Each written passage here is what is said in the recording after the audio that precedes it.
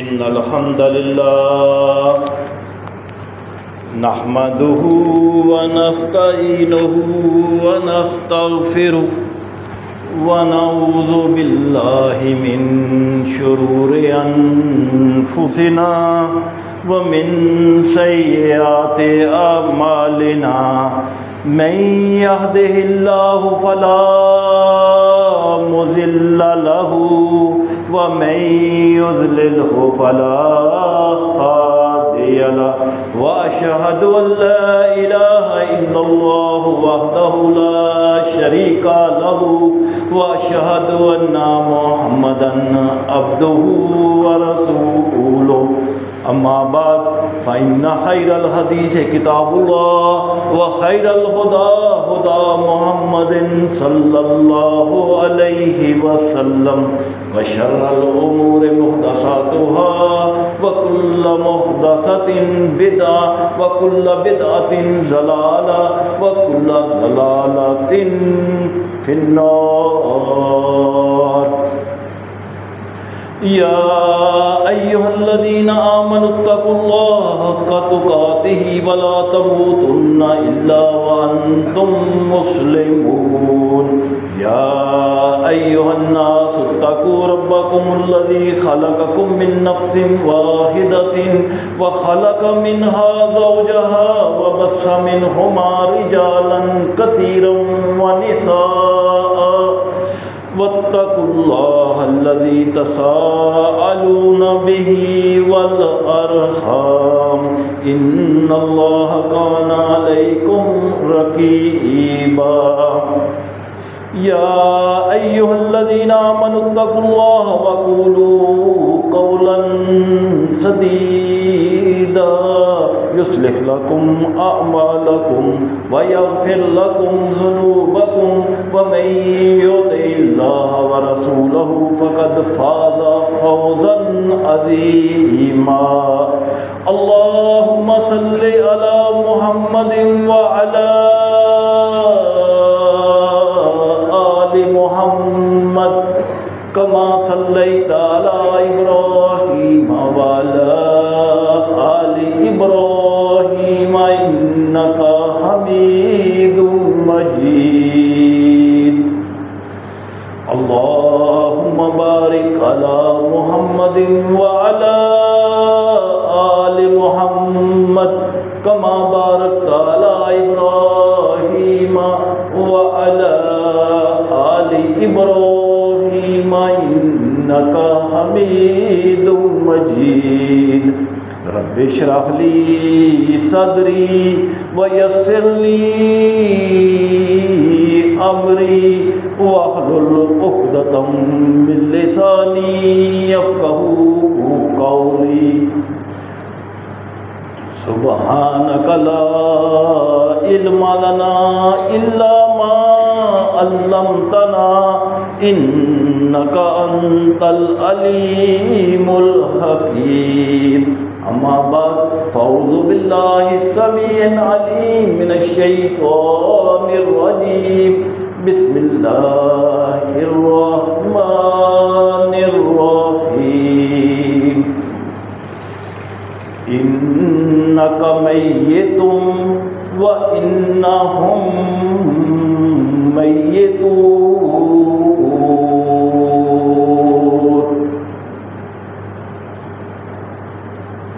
آج کے اس خطبہ جمعہ میں حیات الانبیاء فی قبورہم کے ٹاپک کو انشاءاللہ ایڈریس کروں گا. اللہ تعالیٰ سے دعا ہے کہ مجھے صرف حق بات ہی بیان کرنے اور پھر ہم سب کو اس حق بات پر ہی کما حق ہو عمل کرنے کی توفیق عطا فرمائے. آمین یا رب العالمین. محترم سامعین و سامعات، آج سے تقریباً 1100 سال پہلے مسلمانوں کے ایک بہت بڑے امام اور کئی احادیث کی کتابوں کے مصنف جن کا نام امام ابو بکر حافظ احمد بن حسین بن علی البہیکی رحمہ اللہ ہے۔ ان کا مختصر نام امام بہیکی لکھا ہوا ہے۔ آپ 458 ہجری میں فوت ہوئے اور آپ نے ایک کتاب لکھی جس کا نام تھا حیات الانبیاء فی قبورہم، یعنی انبیاء کرام علیہ السلام کی زندگیاں ان کی قبروں میں کیسی ہیں، یعنی جتنے انبیاء اس دنیا سے رخصت ہو گئے آج کل کے دور میں ان کا پریزنٹ سٹیٹس جو ہے قبروں میں وہ کیا ہے۔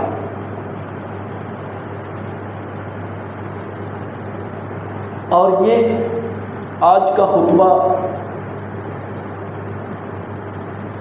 یہ کمپیریٹیو اسٹڈی پر بیس کرتا ہے اور بڑا ایکسکلوسیو ہے، چونکہ یہ ربیع الاول کا مہینہ جا رہا ہے، اس لیے اس ٹاپک کو میں نے مناسب سمجھا کہ ایڈریس کروں۔ آج کے خطبہ جمعہ میں 4 پوائنٹ جو ہیں وہ ایڈریس کروں گا، جن میں پہلا پوائنٹ ہے کہ وفات النبی صلی اللہ علیہ وسلم، یعنی آپ صلی اللہ علیہ وسلم کی وفات۔ نمبر 2، شہداء کرام کی قبروں میں موجودہ زندگیاں، اور نمبر 3، تمام انبیاء کرام علیہ السلام کی قبروں میں ان کی موجودہ زندگیاں، اور نمبر 4، ہمارے نبی کریم محمد رسول اللہ صلی اللہ علیہ وسلم کی اپنی قبر مبارک میں موجودہ زندگی کیسی ہے۔ تو پہلا پوائنٹ وفات النبی صلی اللہ علیہ وسلم۔ کچھ لوگوں کا یہ کنسیپٹ ہے، یہ عقیدہ ہے کہ نبی کریم صلی اللہ علیہ وسلم اب بھی زندہ ہے اور اسی طرح زندہ ہیں جیسے وہ پہلے زندہ تھے، صرف دنیا سے پردہ فرما گئے ہیں۔ آپ اب بھی ہر اس محفل میں آتے ہیں جس میں نعتیں پڑھی جاتی ہیں، آپ کا ذکر کیا جاتا ہے، آپ پر درود و سلام پیش کیا جاتا ہے، تو آپ صلی اللہ علیہ وسلم نفس نفیس اس محفل میں تشریف لاتے ہیں۔ یہ کنسیپٹ، یہ نظریہ، یہ عقیدہ بالکل غلط ہے۔ اس ضمن میں قرآن مجید فرقان حمید کی وہ 2 آیات بہت ہی اہم ہیں جو خلیفہ اول سیدنا ابو بکر صدیق رضی اللہ تعالی عنہ نے آپ صلی اللہ علیہ وسلم کی وفات پر تلاوت فرمائی۔ صحیح بخاری میں ایک مکمل چیپٹر ہے اور اس چیپٹر کا نام ہے کتاب المغاری، اور اس چیپٹر میں امام بخاری رحمہ اللہ نے 45 احادیث نقل کی ہے۔ حدیث نمبر 4428 سے لے کر 4473 تک، یہ ٹوٹل 45 حدیثیں امام بخاری رحمہ اللہ کروڑوں رحمتیں ان پر نازل ہوں، انہوں نے یہ اپنی کتاب میں نقل کی ہیں، اور ان 45 حدیثوں میں آپ صلی اللہ علیہ وسلم کی آخری وصیتیں بھی ہیں، آپ کے اوپر جو آخری وقت پر کفیت تھی وہ بھی نقل کی ہے، بڑی تفصیل سے بیان ہوئی ہے، اور ان احادیث مبارکہ میں آپ صلی اللہ علیہ وسلم کا اس دنیا سے رحلت فرمانا بھی بڑی تفصیل کے ساتھ بیان ہوا ہے۔ اور ان احادیث مبارکہ میں ایک خطبہ بھی شامل ہے جو پرٹیکولرلی سیدنا ابو بکر صدیق خلیفہ اول رضی اللہ تعالیٰ انہوں نے آپ کی وفات پر دیا تھا۔ اور یہ خطبہ والی 2 حدیث ہیں جن کا نمبر ہے 1241 اور اس کی راوی ہیں ام المومنین عائشہ صدیقہ رضی اللہ تعالی عنہا، اور دوسری حدیث 4454 اور اس کے راوی ہیں سیدنا عبداللہ بن عباس امام المفسرین رضی اللہ تعالی عنہما۔ روایت کرتے ہیں کہ جب آپ صلی اللہ علیہ وسلم فوت ہوئے تو اس وقت سیدنا ابو بکر صدیق رضی اللہ تعالی عنہ مدینہ سے باہر اپنے دوسرے گھر میں رہتے تھے، اور آپ کو اطلاع دی گئی۔ آپ فوراً گھوڑے پر سوار ہو کر مدینہ پہنچے، مسجد نبوی میں پہنچے، اور بغیر کسی سے بات چیت کیے ہوئے سیدھا اپنی بیٹی کے حجرہ میں گئے، اور اس وقت تک آپ صلی اللہ علیہ وسلم کو چارپائی پر لٹایا ہوا تھا اور اوپر چادر پڑی تھی۔ سیدنا ابو بکر صدیق رضی اللہ تعالیٰ عنہ نے چادر کو ہٹایا اور آپ کی پیشانی مبارک پر بوسہ دیا اور کہا میرے ماں باپ آپ پر قربان، اللہ تعالیٰ آپ پر 2 موتیں جمع نہیں کرے گا۔ کیا مطلب کہ بعض صحابہ جن میں سیدنا عمر رضی اللہ تعالیٰ عنہ بھی شامل تھے، شدت غم کی وجہ سے یہ بات کو ماننے کے لیے تیار نہیں تھے کہ اللہ کے رسول صلی اللہ علیہ وسلم اس دنیا سے رخصت ہو گئے۔ وہ کہتے تھے یہ ڈارمنٹ پوزیشن ہے، ابھی تھوڑی دیر کے بعد ہوش آ جائے گا۔ اور سیدنا عمر رضی اللہ تعالیٰ نے تو تلوار لہرا لی کہ خبردار کسی نے کہا کہ اللہ کے رسول صلی اللہ علیہ وسلم فوت ہو گئے، اور یہ سارا معاملہ شدت غم کی وجہ سے تھا۔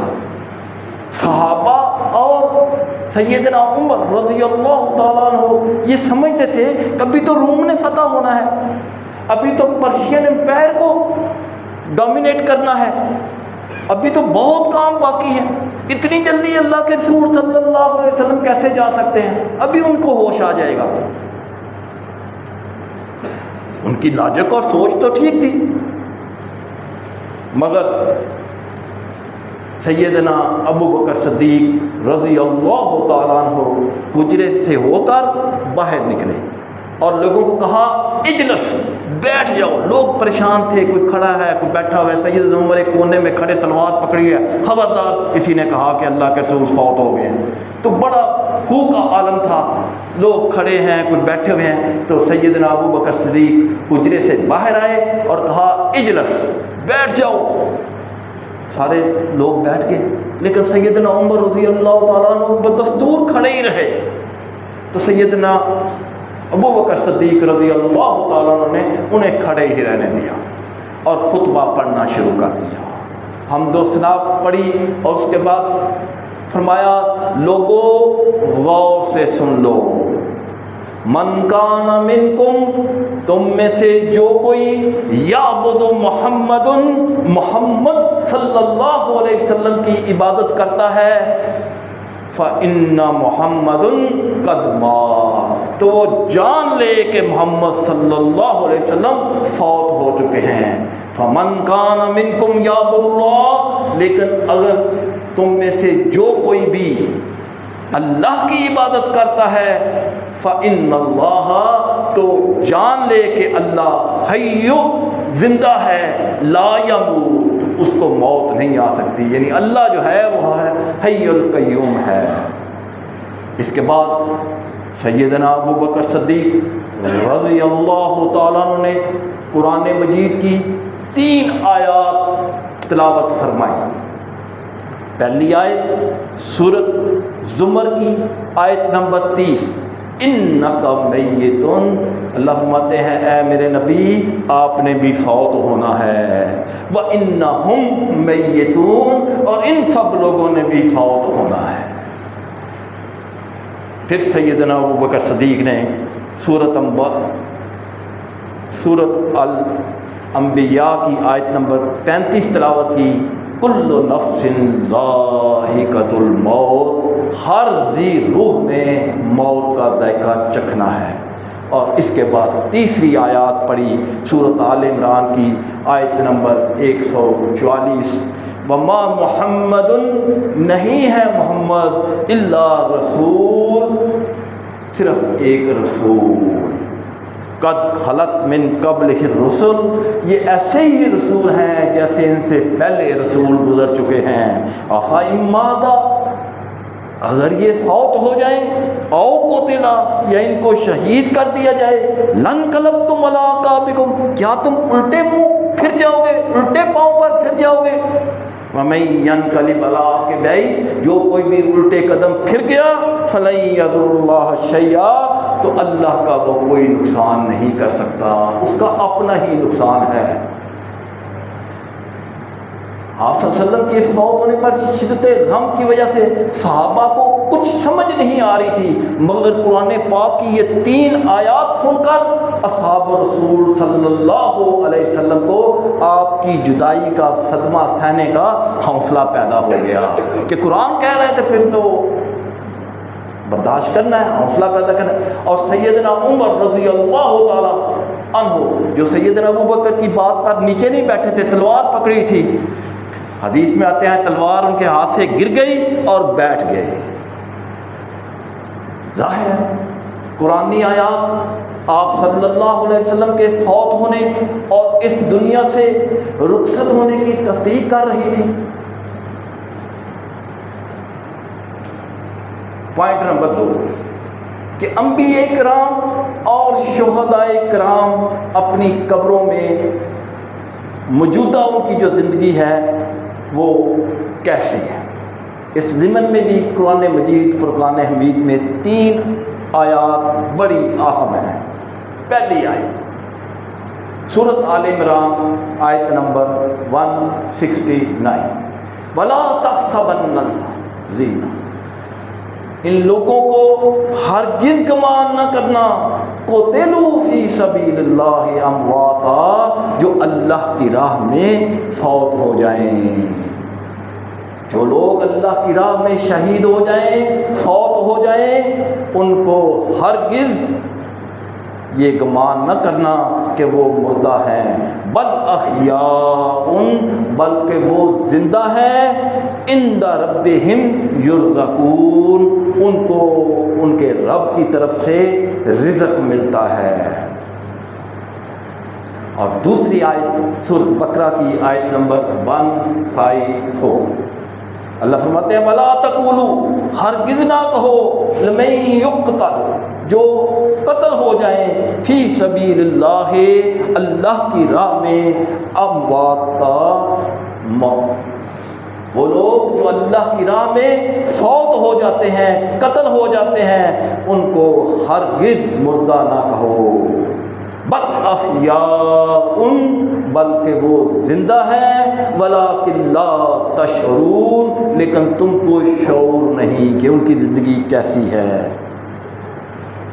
اور ایک تیسری جگہ پر سورۃ المومنون کی آیت نمبر 100 میں اللہ فرماتا ہے وَمِن وَرَائِهِمْ بَرْزَخٌ إِلَى يَوْمِ يُبْعَثُونَ، اور ان کا مرنے سے لے کر دوبارہ اٹھائے جانے کا وقت جو ہے، مِن وَرَائِهِمْ بَرْزَخٌ، برزخ کا پیریڈ ہے، ان سین پیریڈ ہے، الی یوم یبعثون، جب تک ان کو دوبارہ نہ اٹھایا جائے۔ تو ان 3 آیات مبارکہ کے علاوہ احادیث میں بھی ان آیات کی تشریح موجود ہے۔ سورۃ آل عمران کی آیت نمبر 169 کے کنٹیکسٹ میں صحیح مسلم کی حدیث ہے 4885، اور اس کی راوی ہیں سیدنا عبداللہ بن مسعود رضی اللہ تعالی عنہ۔ کہتے ہیں کہ جب سورۃ آل عمران کی آیت نمبر 169 نازل ہوئی کہ وہ لوگ جو اللہ کی راہ میں شہید ہو جائیں ان کو مردہ نہ کہیں بلکہ وہ زندہ ہیں اور اللہ کے پاس سے رزق کھا رہے ہیں، تو اس بات کے اوپر ہم حیران ہوئے کہ شہداء کیسے زندہ ہیں اور کیسے کھاتے پیتے ہیں۔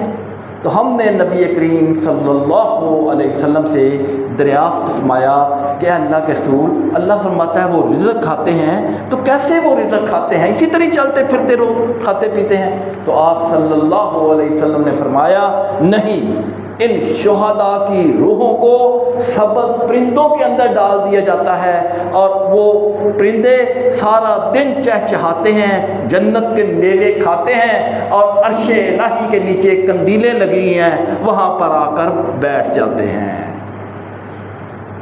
اور پھر اللہ تعالیٰ ان سے پوچھتا ہے کہ تمہیں کسی چیز کی ضرورت ہے؟ وہ کہتے ہیں کہ اے اللہ ہمیں کسی چیز کی ضرورت نہیں۔ ڈیلی بیس کے اوپر اللہ تعالیٰ ان سے پوچھتا ہے کوئی چیز کی ضرورت ہو، کوئی باہر گھوم پھر کے آئے ہو، کوئی چیز کی کوئی خواہش ہو تمہاری، تو کہتے ہیں کہ نہیں، ہماری کوئی خواہش نہیں، ہمیں ہر چیز میسر ہے۔ جب اللہ بار بار اصرار کرتا ہے تو اللہ کے رسول صلی اللہ علیہ وسلم نے فرمایا کہ وہ شہداء کہتے ہیں اے اللہ پھر ہماری ایک ہی خواہش ہے کہ ہمیں دنیا میں دوبارہ بھیج دے تاکہ ہم دوبارہ قتال کریں، دوبارہ مطلب کافروں کے ساتھ جنگ کریں اور پھر دوبارہ شہید ہوں۔ تو اللہ تعالیٰ ان کی یہ خواہش جو ہے یہ پوری نہیں کرے گا، کیونکہ شہادت کا ٹیسٹ ہی ایسا ہے کہ وہ دوبارہ خواہش کریں گے، لیکن ان کی یہ خواہش جو ہے یہ پوری نہیں ہوگی۔ کیوں؟ اس لیے کہ اللہ تعالیٰ کی یہ سنت ہے کہ ایک دفعہ جو اس ورلڈ سے ایگزٹ ہو گیا وہ دوبارہ انٹر نہیں ہو سکتا، وہ دوبارہ اس دنیا میں نہیں آ سکتا۔ لہذا ہمیں بھی ہر وقت شہادت کی موت کی تمنا کرتے رہنا چاہیے۔ دوسری حدیث 1351 اور اس کے راوی ہیں سیدنا جابر بن عبداللہ رضی اللہ تعالی عنہما۔ کہتے ہیں کہ جنگ احد میں اپنے باپ کے ساتھ جنگ میں شریک تھا کہ جنگ سے ایک دن پہلے یعنی جنگ سے پہلے جو رات ہے اس رات کو میرے باپ نے مجھے بلایا اور مجھے کہنے لگے کہ مجھے لگتا ہے کہ میں صبح شہید ہو جاؤں گا، تو لہذا میں تمہیں 2 کام کی وصیت کرتا ہوں۔ نمبر 1 کہ کچھ قرضہ میرے ذمہ ہے وہ فلاں شخص کو واپس کر دینا، اور دوسرا تمہاری 9 بہنیں ہیں ان کا خیال رکھنا، ان کے ساتھ اچھا برتاؤ کرنا۔ سیدنا عبداللہ کہتے ہیں کہ صبح ہوئی، جنگ شروع ہوئی تو پہلے ہی میرے والد جو ہیں وہ شہید ہو گئے۔ اب جب جنگ ختم ہوئی تو مسلمانوں کے پاس اتنے فنڈز نہیں تھے کہ ان کا کفن دفن کر سکیں، کیٹاسٹرافک کنڈیشن تھی، تو اللہ کے رسول صلی اللہ علیہ وسلم نے حکم دیا کہ 2-2 3-3 صحابہ کو اکٹھا دفن کر دو اور ایک ہی کفن ان کو دے دو۔ سیدنا عبداللہ کہتے ہیں میرا دل چاہتا تھا کہ اپنے باپ کو علیحدہ دفناؤں، علیحدہ کفن دوں، علیحدہ قبر میں دفناؤں، لیکن میرے پاس بھی فنڈز نہیں تھے، لہذا میں خاموش ہو گیا۔ کچھ عرصہ گزر گیا 6 مہینے کا کہ میرے پاس فنڈز آ گئے، تو میں نے اللہ کے رسول صلی اللہ علیہ وسلم سے عرض کی، صحیح بخاری 1351، کہ میری یہ خواہش تھی اے اللہ کے رسول کہ میں اپنے باپ کو علیحدہ قبر میں علیحدہ کفن دے کر دفناؤں، لیکن اس وقت تو پیسے نہیں تھے، اب میرے پاس پیسے ہیں، کیا میں ایسا کر لوں؟ تو اللہ کے رسول صلی اللہ علیہ وسلم نے فرمایا ہاں اگر تمہاری خواہش ہے تو تم کر لو، تمہیں پتہ ہے کون سی قبر ہے؟ اس نے کہا ہاں پتہ ہے۔ آپ نے کہا تم ایسا کر لو۔ تو سیدنا عبداللہ بن جابر رضی اللہ تعالیٰ عنہ کہتے ہیں کہ میں 6 مہینے کے بعد جب اپنے باپ کی قبر کھولی، ان کی جسم کو نکالا تو اسی طرح انٹیکٹ تھا، بالکل سلامت تھا۔ یہ ہے شہیدوں کا پروٹوکول کہ ان کا جسم بھی اللہ تعالیٰ جو ہے یہ محفوظ رکھتا ہے۔ اور اس حدیث سے یہ بات بھی ثابت ہوئی کہ اگر کسی خاص وجہ سے قبر کشائی کرنی ہو تو کی جا سکتی ہے، پوسٹ مارٹم کرنے کے لیے یا کسی اور مطلب کہ ضرورت کے تحت قبر کشائی کرنی ہو، ضرورت ہو تو کی جا سکتی ہے۔ اسی کنٹیکسٹ میں ایک تیسری حدیث بھی ہے صحیح بخاری میں 1390 کہ اموی خلیفہ ولید بن عبد المالک کے دور میں، یعنی آپ صلی اللہ علیہ وسلم کی وفات کے 76 سال بعد، یعنی 87 ہجری میں، 11 ہجری میں آپ فوت ہوئے، 76 سال بعد یعنی 87 ہجری میں حجرہ عائشہ رضی اللہ تعالی عنہا کی شمال والی جو دیوار ہے یہ گر گئی، تو اس کی دوبارہ تعمیر کرنی تھی۔ جب تعمیر کرنے لگے تو ایک پاؤں جو ہے وہ باہر نکل آیا۔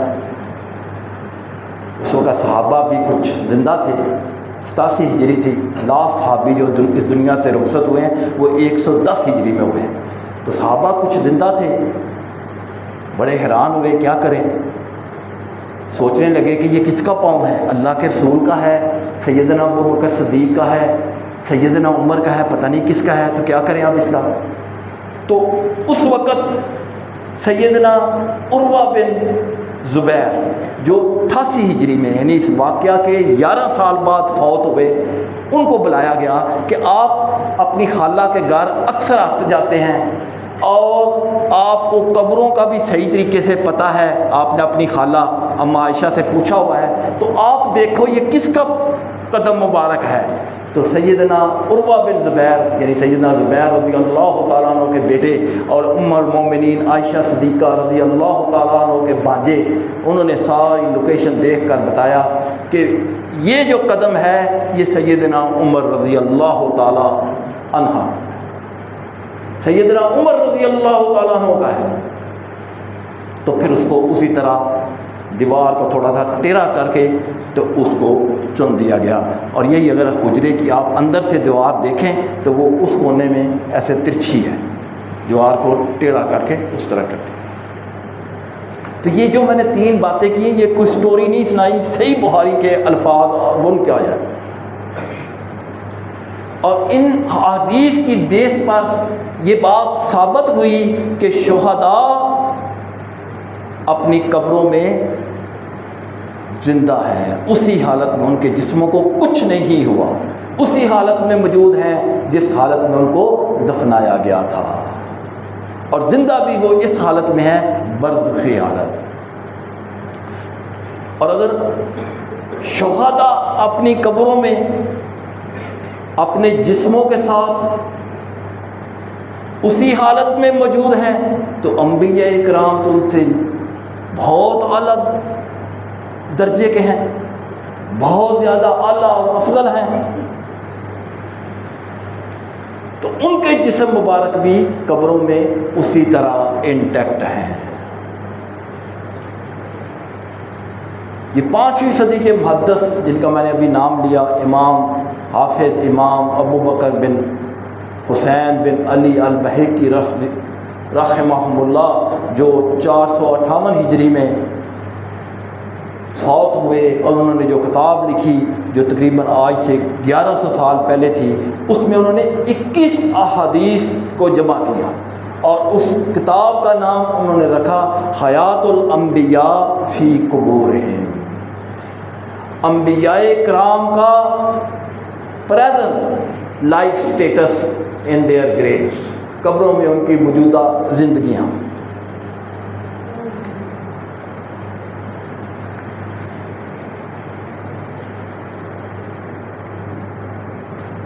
تیسرا پوائنٹ کہ انبیاء کرام کس حالت میں ہیں، اپنی قبروں میں کس حالت میں زندگی گزار رہے ہیں۔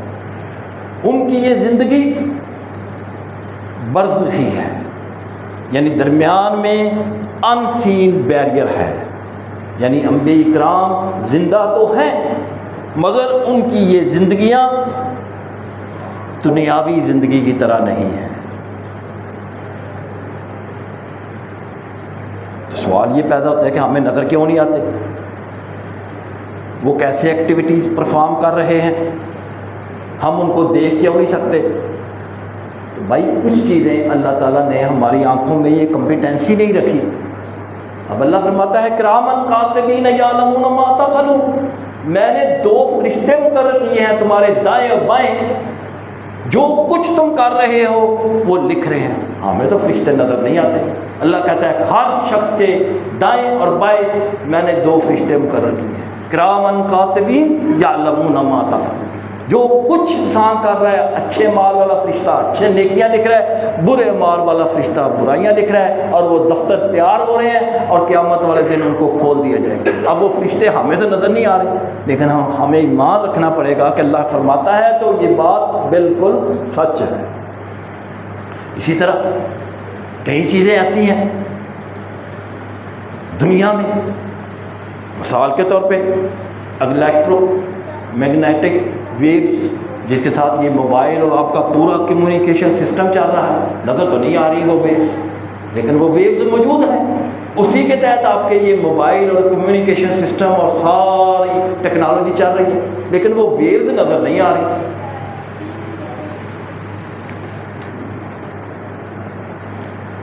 اس کی ایک اور مثال لے لیں، ایک آدمی سویا ہوا ہے اور ایک آدمی اس کے ساتھ پاس بیٹھا پڑھ رہا ہے، اور وہ سوئے سوئے کوئی خواب دیکھتا ہے، بڑا اچھا خواب دیکھتا ہے اور مسکراتا ہے اور خوش ہوتا ہے۔ آپ کو نہیں سمجھ آتی کہ وہ کیا دیکھ رہا ہے، وہ خواب میں بڑی نعمتیں دیکھ رہا ہے، پتہ نہیں کیا کیا چیزیں وہ دیکھ رہا ہے، اور وہ چیزیں دیکھ کر بڑا خوش ہو رہا ہے، اور جو پاس بیٹھا اپنا سبق یاد کر رہا ہے وہ بڑا حیران ہے کہ یار یہ کیوں خوش ہو رہا ہے، اس کو خواب نظر آ رہا ہے۔ پوائنٹ نمبر 4 کہ آپ صلی اللہ علیہ وسلم کی زندگی کیسی ہے۔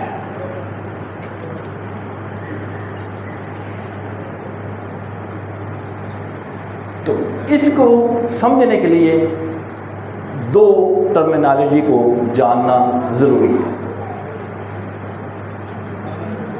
یعنی ٹائم اینڈ اسپیس۔ اگر میں کہتا ہوں کہ میں نے کل رات اس مسجد میں گزاری، تو اس میں کل رات جو ہے وہ ٹائم ہے جو میں نے گزارا، اور مسجد جو ہے یہ اسپیس ہے جس میں رات گزاری۔ تو کیا بات سمجھ آئی کہ آپ کی روح کا تعلق قبر میں آپ کے جسم کے ساتھ بھی ہے اور اس کے ساتھ ساتھ جنت میں بھی اس کا کانٹیکٹ ہے، اور یہ سب پیرلل پہ ہیں۔ اسی لیے آپ صلی اللہ علیہ وسلم کی قبر مبارک کو اللہ تعالیٰ نے جنت کے ٹکڑوں میں سے ایک ٹکڑا قرار دیا۔ صحیح بخاری کی حدیث ہے 1196، اور امام بخاری نے اس کے اوپر ایک مکمل باب باندھا ہے، فضل ما بین قبر و منبر، قبر اور منبر کے درمیانی حصے کی فضیلت، یہ باب کا ٹاپک ہے۔ اور اس میں امام بخاری نے حدیث نقل کی ہے، ما بین بیتی و منبری، میرے گھر سے لے کر میرے منبر کے درمیان تک روضۃ من ریاض الجنہ، جنت کے ٹکڑوں میں سے ایک ٹکڑا ہے جس کو ریاض الجنہ بھی ہم بولتے ہیں۔ وہ منبری علی حوضی، اور میرا یہ جو منبر ہے یہ حوض کوثر پر ہے۔ قیامت والے دن اللہ تعالیٰ اس ٹکڑے کو واپس جنت میں داخل کر دے گا۔ جب آپ صلی اللہ علیہ وسلم معراج کے اوپر گئے تھے تو راستے میں ایک سرخ ٹیلے کے پاس آپ کا گزر ہوا، تو آپ نے دیکھا یعنی اللہ نے آپ کو دکھا دیا کہ ایک قبر ہے اور اس قبر میں سیدنا موسیٰ علیہ السلام کھڑے ہو کر نماز ادا کر رہے ہیں. حدیث کے لفظ ہیں وَهُوَ قَائِمٌ، یعنی موسیٰ علیہ السلام کھڑے ہیں، یصلی فی قبرہ، اور اپنی قبر میں نماز پڑھ رہے ہیں. تو اس حدیث سے اور اس واقعہ سے جو اللہ نے آپ کو دکھایا، اس سے یہ بات ثابت ہوئی کہ انبیاء اپنے قبروں میں زندہ ہیں، لیکن ان کی زندگی اس طرح نہیں ہے جس طرح پہلے والی ان کی زندگی تھی. سنن ابو داؤد میں حدیث ہے 1047، سنن نسائی میں بھی حدیث موجود ہے 1375، اور سنن ابن ماجہ میں بھی یہ حدیث موجود ہے 1636، اور اس کے راوی ہیں اوس بن اوس رضی اللہ تعالی عنہ. روایت کرتے ہیں کہ اللہ کے رسول صلی اللہ علیہ وسلم نے فرمایا تمہارے دنوں میں سے سب سے افضل دن جمعے کا ہے، اور اس فضیلت کی وجہ یہ ہے کہ اس دن اللہ تعالیٰ نے ہمارے باپ سیدنا آدم علیہ السلام کو پیدا فرمایا، اور اسی دن سیدنا آدم علیہ السلام اس دنیا سے رخصت ہو گئے، فوت ہو گئے. آپ نے فرمایا اسی دن قیامت آئے گی، اور نمبر 4 اسی دن سور پھونکا جائے گا، اور جس کی وجہ سے تمام لوگوں پر غشی طاری ہو جائے گی، اور پھر اسی دن دوسرا سور پھونکا جائے گا اور لوگ دوبارہ زندہ ہو جائیں گے. لہذا تم جمعے والے دن مجھ پر کثرت سے درود پڑھا کرو، تمہارا درود مجھ تک پہنچایا جاتا ہے، مجھ پر پیش کیا جاتا ہے. ایک صحابی تھے ابو درداء رضی اللہ تعالیٰ عنہ، بڑی جرأت کر کے جب اللہ کے نبی صلی اللہ علیہ وسلم نے یہ حدیث بیان کی نا تو انہوں نے بڑی جرأت کر کے سوال کر دیا. کیا سوال کیا؟ اور وہ سوال کر کے قیامت تک آنے والے لوگوں کا عقیدہ کلیئر کر دیا. کہنے لگے اے اللہ کے رسول صلی اللہ علیہ وسلم کیف تورث، ہم کیسے پیش کریں صلاتنا، اپنا درود علیکا، آپ پر، وقد ارمتا، جبکہ آپ قبر میں چلے گئے ہوں گے، آپ فوت ہو جائیں گے ہوں گے، آپ کی ہڈیاں بسیدہ ہو گئی ہوں گی، تو ہم جو درود پڑھیں گے کیسے پیش کیا جائے گا؟ بہت بڑا سوال تھا، بڑی جرأت والا سوال تھا، لیکن یہ سوال کر کے قیامت تک آنے والے لوگوں کا عقیدہ کلیئر کر دیا. تو اللہ کے رسول صلی اللہ علیہ وسلم نے ان کا یہ سوال سن کر فرمایا ان اللہ، اے میرے صحابی، بے شک اللہ تعالیٰ نے حرام کر دیا علی الارض، زمین کی مٹی کو، ان تاکلا، کہ وہ کھائے اجساد الانبیاء، انبیاء کے جسموں کو. اللہ نے اس مٹی کے اوپر کو حرام کر دیا کہ یہ کسی نبی کے جسم کو کھائے. کتنی بات کلیئر کر دی. اور اگلی حدیث جو سنن ابی داؤد کی ہے 2042، یہ بات کو اور الیبوریٹ کرتی ہے اور وضاحت بیان کرتی ہے. سیدنا ابو ہریرہ رضی اللہ تعالیٰ عنہ اس حدیث کے راوی ہیں، بڑی مشہور حدیث ہے. آپ صلی اللہ علیہ وسلم نے فرمایا اپنے گھروں کو قبرستان نہ بناؤ، یعنی نوافل جو ہے یہ اپنے گھروں میں پڑھا کرو، کیونکہ قبرستانوں میں تو نماز نہیں ہوتی.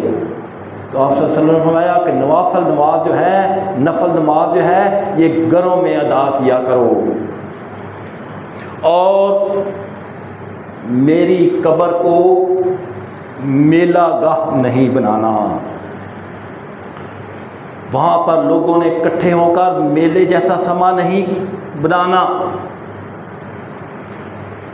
تم میرے اوپر درود بھیجو، تم جہاں کہیں بھی ہوگے تمہارا درود مجھ تک پہنچ جائے گا، مجھے پہنچا دیا جائے گا. ظاہر ہے قبر میں پہنچا دے، کیونکہ پہلے قبر کی بات ہی ہو رہی ہے.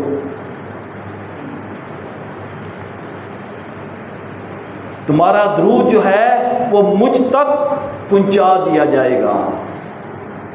اور اس سے اگلی حدیث سنن نسائی کی ہے 1283، جس میں مزید وضاحت ہے کہ کس طرح پہنچایا جائے گا۔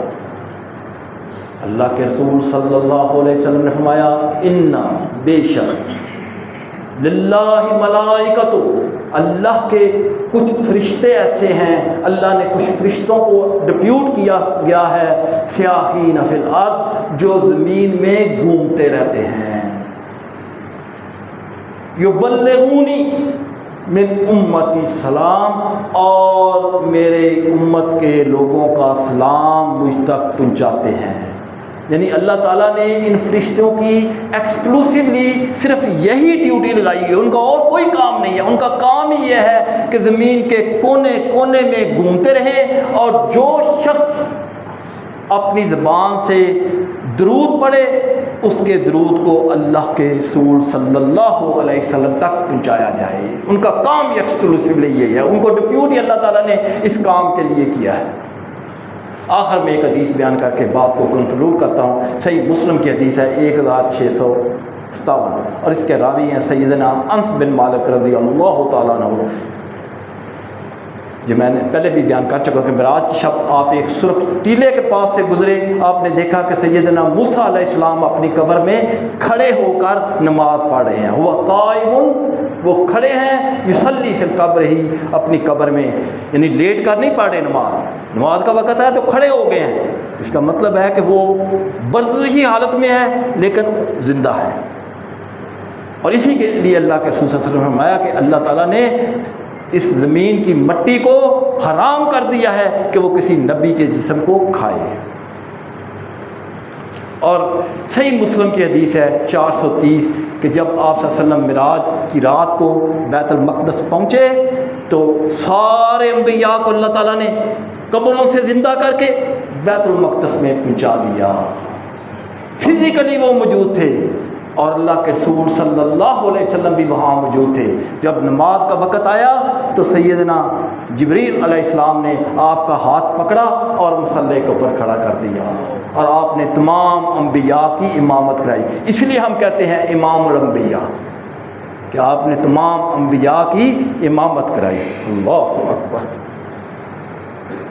تو آج کے خطبے کا خلاصہ کیا ہوا کہ تمام انبیاء کرام اپنی قبروں میں زندہ ہیں، اخروی زندگی کے ساتھ، برزخی زندگی کے ساتھ، جنتی زندگی کے ساتھ، جسمانی طور پر بھی زندہ ہیں اور روحانی طور پر بھی زندہ ہیں، لیکن ان کی یہ زندگی دنیاوی نہیں ہے۔ موڑ جو ہے وہ برزخی ہے، درمیان میں ان سین بیریئر ہے، ہم وہ زندگی آبزرو نہیں کر سکتے، ہم ان کے ساتھ ڈائریکٹ کمیونیکیشن نہیں کر سکتے، وہ ہماری بات کو ڈائریکٹ نہیں سن سکتے۔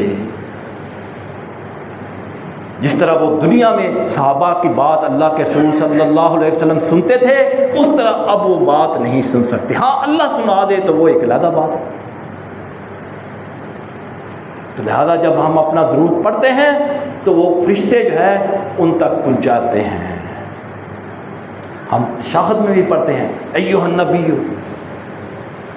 السلام علیکہ ایھا النبی، اے نبی آپ پر ہمارا سلام ہو، تو یہ سلام پہنچایا جاتا ہے۔ اور سیدنا عمر رضی اللہ تعالیٰ عنہ کی وہ ورڈکٹ جب قحط پڑا، بارشیں نہ ہوئیں، قحط سالی کے آثار ظاہر ہونا شروع ہو گئے، تو سیدنا عمر رضی اللہ تعالیٰ عنہ نے نماز استسقاء ادا کرنے کا حکم دیا، اور اس وقت تک آپ صلی اللہ علیہ وسلم کے چچا عباس رضی اللہ تعالیٰ عنہ بھی زندہ تھے۔ سیدنا عمر رضی اللہ تعالیٰ عنہ اپنے چچا کو لے کر کھلے میدان میں آ گئے، نماز ادا کی، اور اس کے بعد اس طرح دعا کی کہ اللہ جب ہمیں بارش کی ضرورت ہوتی تھی تو ہم اپنے نبی کو کہتے تھے، ہمارے نبی دعا کرتے تھے اے اللہ تم بارش برسا دیتا تھا۔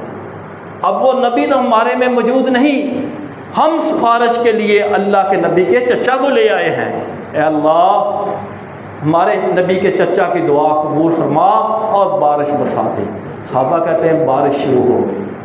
تو اس حدیث سے یہ بھی بات ثابت ہوئی کہ زندہ کوئی بزرگ ہے، نیک آدمی ہے، ساتھی ہے، دوست ہے، کوئی بھی ہے، زندہ ہے، نیک ہے، تو اس سے دعا کرائی جا سکتی ہے کہ ہمارے لیے دعا کرے۔